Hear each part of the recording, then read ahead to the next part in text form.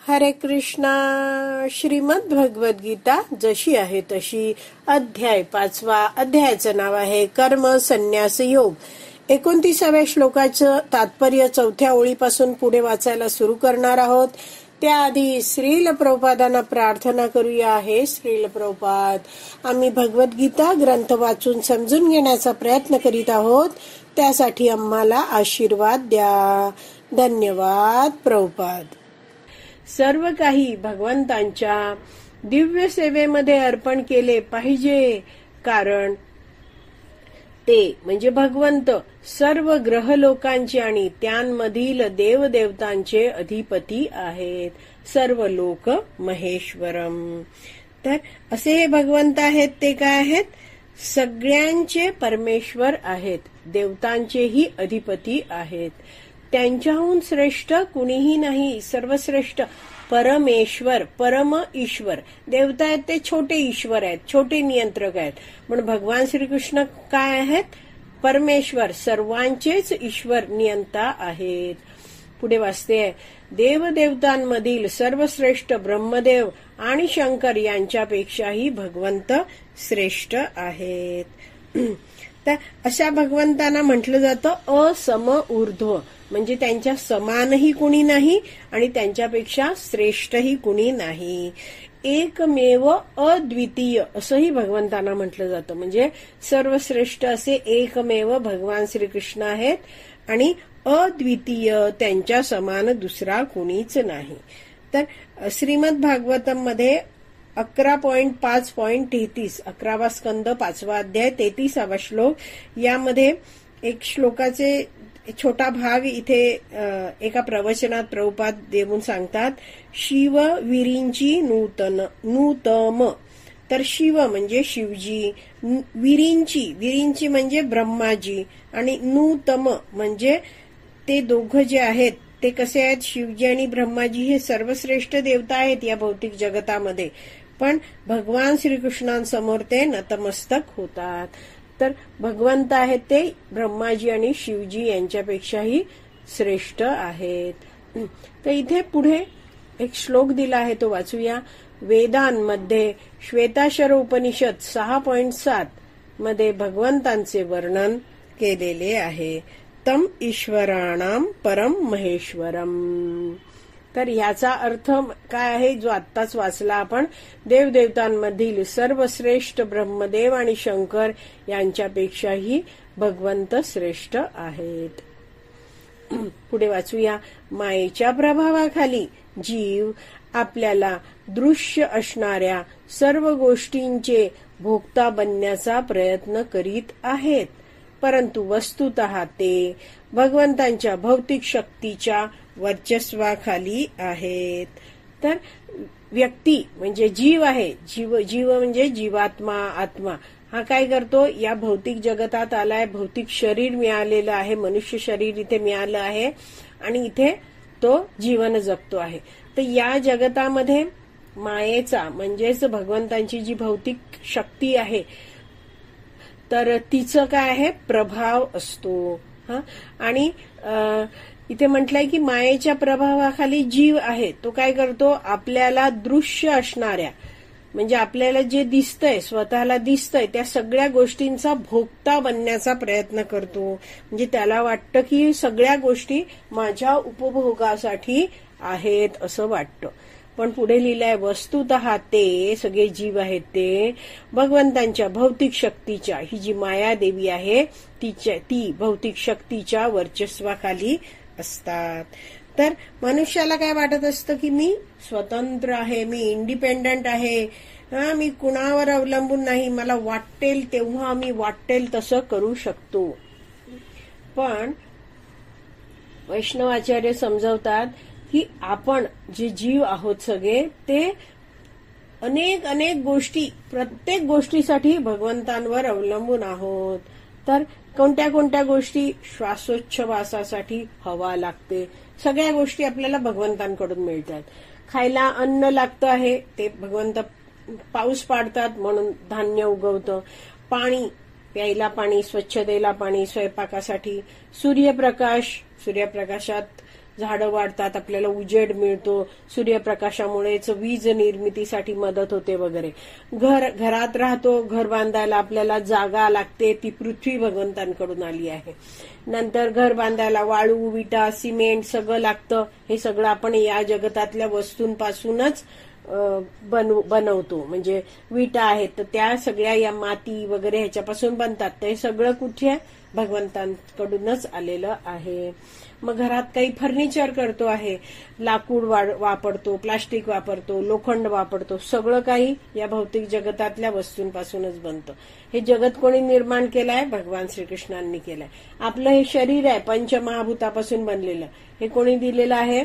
पंचमहाभूत भगवंतांची आहेत, तर त्यापासून बनलाय. आपल्याला मिळालेली जी बुद्धी आहे, शक्ती आहे, आपली ही जी ज्ञानेंद्रिय आहेत, सगळे अवयव आहेत, कुणी दिलेत? भगवंतांनी दिलेत. तर अशा प्रकारे आपण जर थोडा विचार केला तर आपल्याला समजतं की आपण सगळेजण भगवंतांवर पूर्णपणे अवलंबून आहोत. आणि म्हणून इथे म्हटलेलं आहे की मायेच्या प्रभावाखाली जीव आपल्याला दृश्य असलेल्या म्हणजे दिसणाऱ्या सर्व गोष्टींची भोक्ता बनण्याचा प्रयत्न करतो. माणूस काय प्रयत्न करत राहतो, मला उपभोग घ्यायचा आहे. पण काय या भौतिक जगतात भगवंतांची जी भौतिक शक्ती आहे तिच्या प्रभावाखाली सगळा कारभार चालत असतो. आणि म्हणून इथे पुढे म्हटलंय की परंतु वस्तुतः ते सगळे जीव आहेत ते भगवंतांच्या भौतिक शक्तीच्या वर्चस्वाखाली असतात. तर भगवंतांपासून वेगळं, स्वतंत्र, इंडिपेंडंट राहून सर्व गोष्टींचा भोक्ता बनण्याची जी जीवाची वृत्ती असते ती जीवाला या भौतिक जगतात अडकवते. म्हणजेच काय आहे, जीव आहे तो उपभोग घेण्याचा प्रयत्न करतो आणि तेव्हा काय होतं, तो विविध कर्म करतो. आणि ही जी भगवंतांची भौतिक प्रकृती आहे ती काय करते, प्रत्येक कर्म आहे त्याला कर्मफळ देते. आणि म्हणून जर या जगतात आणि कर्मफळ देते तर त्या कर्मफळाचा म्हणजे कर्मफळ भोगण्यासाठी मनुष्याला नवीन देह धारण करायला लागतो. म्हणजेच तो काय आहे, जन्म मृत्यू जराव्याधीच्या चक्रात अडकतो, कर्मबंधनात अडकतो. तर म्हणून काय आपल्याला काय करायचंय, या भौतिक जगतातून सुटायचंय. त्यामुळे आपण भगवान श्रीकृष्णांचं जे स्वामित्व आहे, जे श्रेष्ठत्व आहे ते जाणलं पाहिजे. आणि हे जे वैदिक शास्त्रात ज्ञान दिलेलं आहे की भगवंत हे स्वामी आहेत आणि आपण सगळे जीव आहोत ते कोण आहोत, भगवान श्रीकृष्णांचे अंश आहोत, आपण आत्मा आहोत. आणि प्रत्येक गोष्ट जी आपल्या जीवनात आहे, आसपास आपली सगळ्या दिसते आहे, नाही दिसते आहे, सगळ्या काय आहेत, भगवंतांच्या आहेत. हे जेव्हा मनुष्य जाणतो आणि जीवन जगायला लागतो तेव्हा भक्तांच्या मार्गदर्शनात तो काय करतो, आपल्याकडे असलेल्या सगळ्या वस्तूंचा, बुद्धीचा, शक्तीचा, धनाचा सगळ्याचा वापर तो भगवंतांच्या सेवेत करायला लागतो. मग तो जाणतोय की मी शरीर नाहीये, मी आत्मा आहे. त्यामुळे तो कोणाच्याही म्हणजे उपभोग घेण्याची ही जी भावना आहे ती भावना त्याला राहत नाही. त्याच्या जीवनाचं केंद्रबिंदू स्वतःची इंद्रिय तृप्ती ही राहत नाही. तर केंद्रबिंदू जीवनाचा तो कोणाला बनवतोय, भगवान श्रीकृष्णांना बनवतो आहे. तरच मग काय होणार आहे, तो या भौतिक प्रकृतीपासून वाचू शकतो. भोक्ता बनण्याचा प्रयत्न केला तर काय होणार, तो या भगवंतांची जी भौतिक शक्ती आहे तिच्या वर्चस्वाखाली कर्मबंधनात अडकून पडेल. पुढे वाचूया.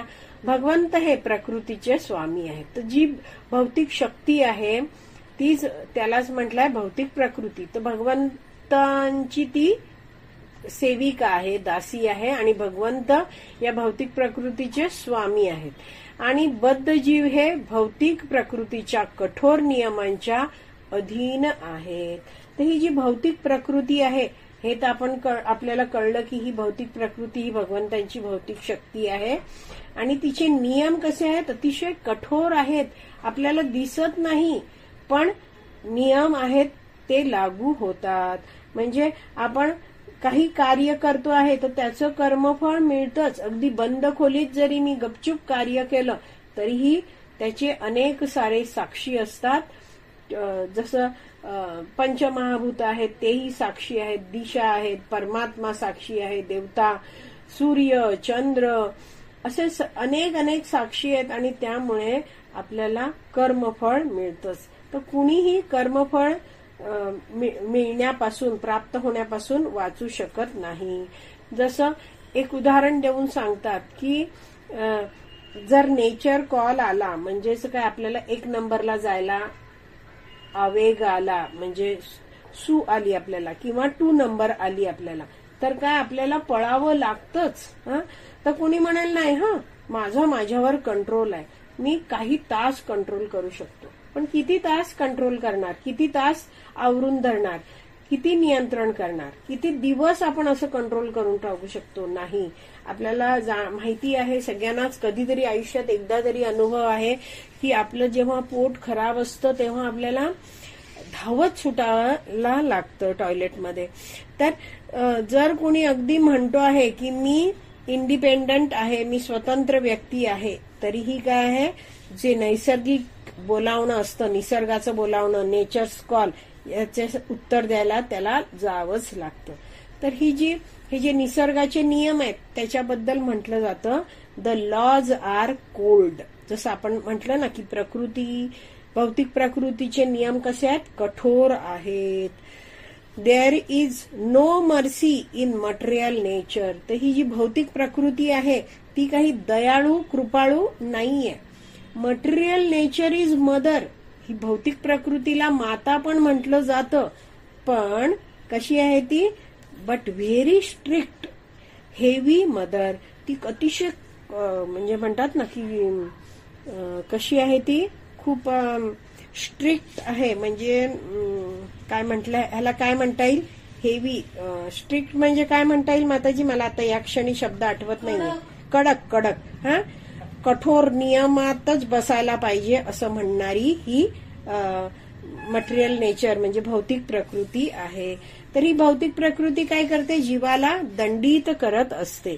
म्हणजे आता अग्नी आहे, तर अग्नी, आता समजा मेणबत्ती तेवते आहे, तर त्यामध्ये कुणीही बोट घातलं त्या अग्नीमध्ये तर भाजणारच. मग ते बोट मोठ्या व्यक्तीचं असो किंवा छोट्या बालकाचं असो, परिणाम अग्नीचा हा होणारच. म्हणून म्हटलं जातं की भौतिक प्रकृती आहे ती दयाळू नाहीये. पण भौतिक प्रकृतीचे स्वामी आणि आपल्या सगळ्यांचे स्वामी जे भगवान श्रीकृष्ण आहेत ते मात्र परम दयाळू आणि कृपाळू आहेत.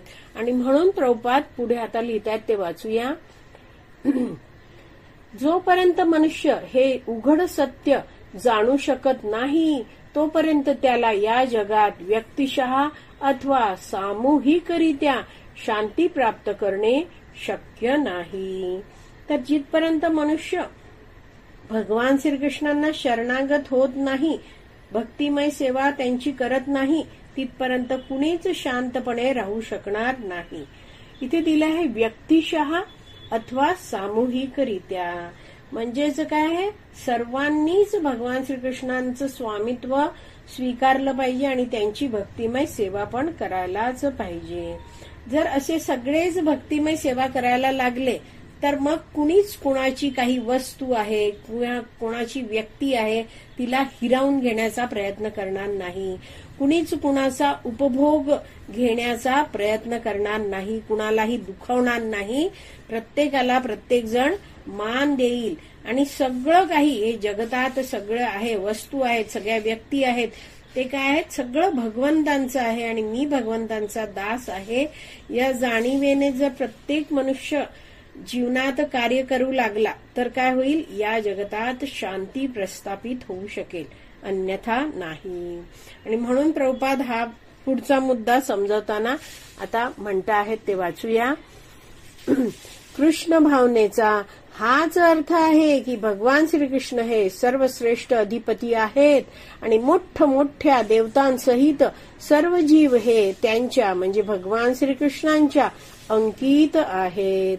तर कृष्ण भावना भावित होणं म्हणजेच काय आहे, भगवान श्रीकृष्ण आहेत ते सर्वश्रेष्ठ अधिपती आहेत हे स्वीकारणं आणि हेही जाणणं की सगळे जीव तर भगवंतांच्या अधीन आहेत, सगळ्या देवताही भगवंतांच्या अधीन आहेत, म्हणजे सगळेच भगवंतांच्या आश्रयाखाली आहेत. म्हणजे आपण जे आधी जाणून घेतलं ना की भगवंतांवर आपण प्रत्येक गोष्टीसाठी अवलंबून आहोत.